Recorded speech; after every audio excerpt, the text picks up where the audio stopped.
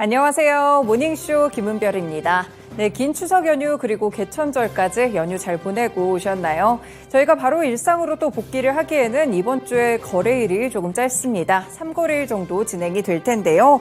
국내 시장이 이렇게 쉬어가는 동안 과연 미국 시장은 빛을 좀 봤을까 기대하셨을 것 같은데 여전히 시장에서는 이 고금리에 대한 불안감들이 도사리고 있습니다. 10년물 국채금리에서 이 힌트를 찾아볼 수 있을 것 같은데요. 이 장중에 10년물 국채금리가 4.8%대까지 치솟게 되면서 2007년 이후 최고치를 기록하기도 했습니다.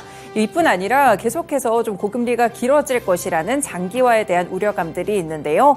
10년물 국채금리 기준으로 5%대를 돌파할 수 있을 것이다라는 조금 비관적인 전망들이 나오고 있습니다. 네, 다음 달 FOMC에서도 금리 인상에 대한 가능성이 조금 더 높아지는 그런 상황 속인데요. 이에 따라서 어제 뉴욕 증시도 급락으로 거래를 마쳤습니다. 네, 이제는 10월 달이 됐기 때문에 본격적인 4분기로 진입하는데 과연 힘겨운 4분기가 될지 아니면 결국에는 연말에 또 산타 랠리로 반전을 주게 될지 모닝쇼 오늘부터 차근차근 준비해 나가면 좋을 것 같습니다. 연휴 중에 있었던 소식들부터 체크해 보겠습니다. 네, 오늘 첫 번째 소식은요. 연휴 전에 미국 의회 연방정부가 셧다운될 것이라는 우려감들이 있었는데요. 다행히 코앞에서 급한 불이 꺼지기는 했습니다. 하원에 이어서 상원에서도 일단 45일간의 임시 예산안을 처리하게 됐는데요. 셧다운을 약 3시간 앞둔 시점에서 극적으로 타결을 하게 됐고요. 임시 예산안은 조 바이든 대통령이 서명을 하면 그때부터 발효가 됩니다. 임시 예산안은 다음 달 중순까지 연방정부의 예산을 동결하는 내용들을 담았는데요. 하지만 이 공화당의 강경파 의원들이 요구를 해왔던 대폭 예산안을 삭감하자는 내용 자체는 담기지가 않았습니다. 이번 임시 예산안은 미국민의 일상과 미국과 세계 경제에 부정적인 영향을 줄 수 있다는 셧다운 사태를 피해야 하는데 미국의 여야가 막판에 공감대를 형성했기 때문에 이렇게 타결이 된 것인데요. 다만 이 당내의 초강경파 눈치를 보던 메카시 하원 의장이 민주당 표를 끌어낼 수 있다는 중요한 양보를 한 것이 결정적이었기 때문에 이 부분이 하원에서 큰 발목을 잡게 됐습니다.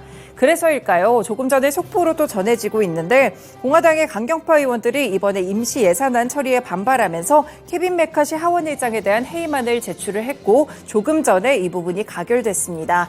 미국 역사상 의회에서 하원 의장의 해임안이 통과된 것은 이번이 처음이고요. 이에 따라서 미국 하원은 원내 의장이 축출됐기 때문에 새롭게 원내 사령탑을 구성하게 됐습니다. 미국의 정부 역시나 굉장히 안개 속으로 들어가고 있다는 점을 살펴보시면서 주의 깊게 시장에 미치는 영향들도 체크해 보시면 되겠습니다. 네, 두 번째 소식입니다. 미국 정부가 대중국 반도체 장비에 대한 수출 통제를 현재 하고 있는데 1년을 맞아서 보완을 하고 업데이트를 할 것으로 현재 보이고 있습니다. 그동안 미국 언론들은 미국 정부가 기존 잠정 규정의 허점을 보완해서 대중국의 수출 통제 최종 규정을 발표할 것으로 전망돼 왔는데요. 새로 보완될 수출 통제 조치에는 AI 반도체 칩이 포함될 것으로 보입니다. 현재 엔비디아는 상무부의 대중국 수출 통제에 따라서 기존의 A100 칩보다 더 성능이 좀 낮은 A800을 중국에 수출하고 있는데요. 이와 같은 저사양 AI 반도체의 중국 수출이 금지되는 내용이 담길 수 있다고 보고 있습니다. 이뿐 아니라 미국 정부가 중국 기업들이 이용하는 클라우드 서비스 임대도 차단하는 방안이 수출 통제 업데이트에 포함될 가능성도 있고요. 마지막으로 반도체 장비에 대한 수출 제한 조치도 업데이트 될 것으로 보입니다. 이렇게 중국을 견제하는 것은 비단 미국뿐만은 아닌데요. EU 측도 그렇습니다. 현재 반도체를 포함해서 수출 통제를 추진하고 있다는 보도가 어제 나왔는데요. 보도에 따르면 EU의 행정부격인 집행위원회가 EU와 다른 가치를 추구하고 있는 국가들이 반도체, 인공지능, 양자, 바이오 같이 4대 첨단 기술을 무기화할 위험성을 평가할 계획입니다. 그래서 이렇게 서방 국가들이 중국을 견제하는 흐름들은 여전히 시장 속에서 위험으로 도사리고 있다는 점 체크해 보실 수 있겠습니다. 네, 마지막으로 개별 종목도 체크해봅니다. 테슬라와 관련된 소식인데요. 이 테슬라의 3분기 판매량이 시장 전망치를 하회했습니다. 그러면서 다소 둔화된 것으로 나타났는데요. 올 3분기 판매량은 43만 5,059대를 기록하게 됐고요. 지난해 같은 기간 34만 3,830대보다 증가한 수치긴 하지만 2분기 판매량이었던 46만 6,140대보다는 확실하게 감소한 수치가 나왔습니다.